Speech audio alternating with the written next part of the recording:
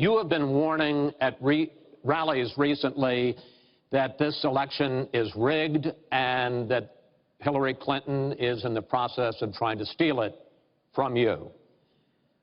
Your running mate, Governor Pence, pledged on Sunday that he and you, his words, will absolutely accept the result of this election. Today, your daughter Ivanka said the same thing. I want to ask you here on the stage tonight, do you make the same commitment that you will absolutely, sir, that you will absolutely accept the result of this election? I will look at it at the time. I'm not looking at anything now. I'll look at it at the time.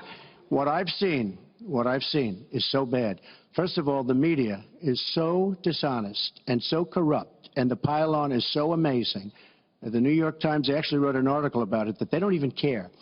It's so dishonest, and they've poisoned the minds of the voters. But unfortunately for them, I think the voters are seeing through it. I think they're going to see through it. We'll find out on November 8th, but I think they're going to see through it. But, sir, if you look, excuse me, Chris, if you look at your voter rolls, you will see millions of people that are registered to vote. Millions. This isn't coming from me. This is coming from Pew Report and other places. Millions of people that are registered to vote that shouldn't be registered to vote. So let me just give you one other thing. So I talk about the corrupt media. I talk about the millions of people. Tell you one other thing. She shouldn't be allowed to run. She's guilty of a very, very serious crime. She should not be allowed to run.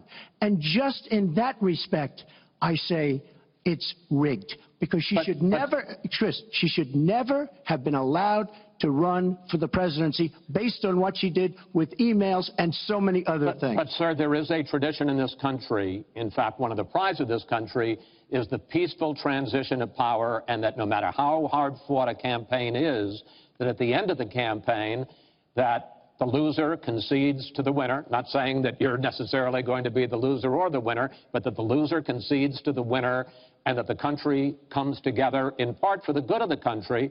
Are you saying you're not prepared now to commit to that principle? What I'm saying is that I will tell you at the time. I'll keep you in suspense. Well, okay? Chris, let me respond to that because that's horrifying. You know, every time Donald thinks things are not going in his direction, he claims whatever it is rigged against him. The FBI conducted a year-long investigation into my emails. They concluded there was no case. He said the FBI was rigged. He lost the Iowa caucus. He lost the Wisconsin primary. He said the Republican primary was rigged against him. Then Trump University gets sued for fraud and racketeering. He claims the court system and the federal judge is rigged against him.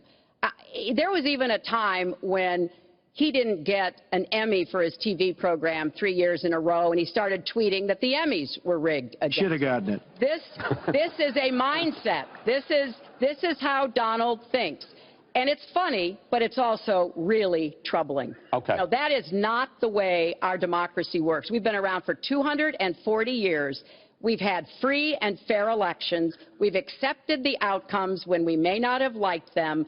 And that is what must be expected of anyone standing on a debate stage during a general election. You know, President Obama said the other day, when you're whining before the game is even finished, it just shows you're not up to doing the job. And let's be clear about what he is saying and what that means. He is denigrating, he's talking down our democracy. And I, for one, am appalled that somebody who is the nominee of one of our two major parties would take that kind of position. I think what the FBI did and what the Department of Justice did, including meeting with her husband, the Attorney General, in the back of an airplane on the tarmac in Arizona, I think it's disgraceful.